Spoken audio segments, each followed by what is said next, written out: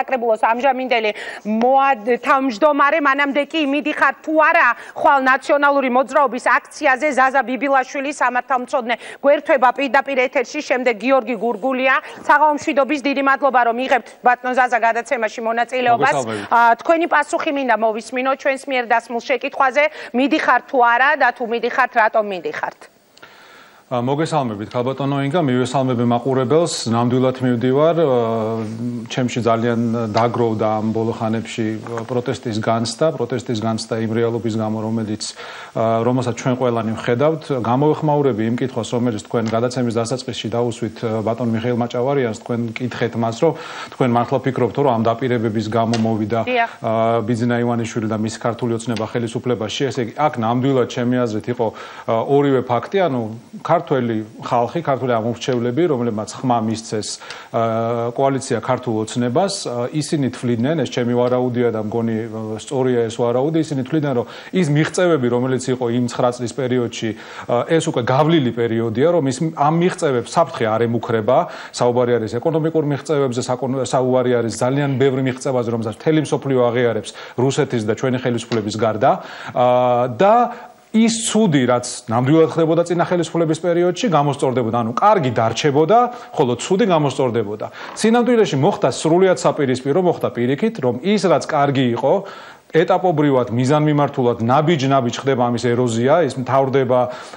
კარგს ცუდი ერქმევა და ასე შემდეგ და ეს ფაქტიურად უკვე დასრულებულია ის ყველაფერი რაც კარგი იყო განვითარებაზეა საუბარი, მოდერნიზაციაზეა საუბარი, საგარეო ურთიერთობებზეა საუბარი,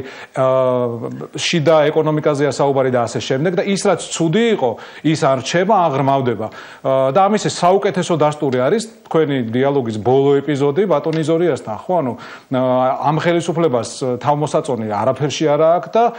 მათ შორის ერთადერთი ერთი თუ ორი რაღაცა რაც ამბობენ ჩვენ მაგალითად მედიას არ ვეხებით ხო ეხლა აღმოჩნდა რომ შინაგან საქმეთა მინისტრის მოადგილემ იცის თქვენი მოლაპარაკების დეტალები რაც თქვენ ძალიან კომპეტენტურად, ძალიან კარგად დაიჭირეთ, ასე ვთქვათ, ეს დეტალი, მასაც კითხვა დაუსვი და მან აბსოლუტურად არადამაჯერებელი პასუხი გასცა, ხო? ფაქტი ის არის, რომ მოსმენებით დღეს გაცილებით მეტ ადამიანს უსმენენ. ფაქტი ის არის, რომ ციხეში დღეს იმის მაგივრად, რომ ადრე დაუშვათ ბადრაგი იყო მოძალადე და ამ ხელისუფლებამ მთავარი მოძალადე გაათავისუფლა პასუხისგებლობისგან. დღეს ქურდულმა სამყარომ დაიბრუნა სრულიად გავლენა ციხეებზე და ისინი უკვე ციხეებიდან გარეთ აბრუნებენ გავლენას და რაც თავარია ხელისუფლება იმ ეკონომიკური პრობლემების ფონზე, რომელიც დღეს გვაქვს და რომელსაც უბრალოდ ყველა ადამიანი თავის თავზე გრძნობს, იმის მაგივრად რომ ეს პრობლემა აღიაროს, ერთი ხელისუფლება, ფორმალური ხელისუფლება ამბობს, რომ კრიზისის სახეზე არა გვაქვს, ხოლო არაფორმალურად რეალური მართველი პრობლემა თვლის იმას, რომ ჩვენ თურმე არასწორ აქცენტებს ვამთ და ქმნის საკუთარ არხზე რაღაც ძალიან კომიკურ გადაცემას, რომლის მთავარი მიზანი არის, რომ რაღაც ვირტუალური რეალობა შექმნას, კრეატიული ანალიზი გააკეთოს, ეს მისი ციტატაა და სწორი აქცენტები დაუსვას საზოგადოებას. ანუ რომ ჩვენ თქვათ რომ დაუშვათ დღეს თუ შუქი არ არის, ვიფიქროთ რომ შეიძლება უარესაც ყოფილიყო და გუშინაც არ ყოფილიყო. ხო შუქი, აი ეს მინიმალისტური მიდგომა უნდა ქონდეს ყველაფრისადმი. მან ასევე თქვა რომ თურმე ის მოლოდინები, რომელიც საზოგადოებას აქვს ხელისუფლების მიმართ, ყოფილა არარეალისტური და 2 წელიწადში არ უნდა ვთხოვდეთ ხელისუფლებას იმას, რასაც 20 წელიწადი ჭირდება. მე შევახსენებ ყველას თქვენ მაყურებელს და მთელ საზოგადოებას, რომ ეს მოლოდინები ამ ადამიანმა შექმნა. როდესაც ამბობდა რომ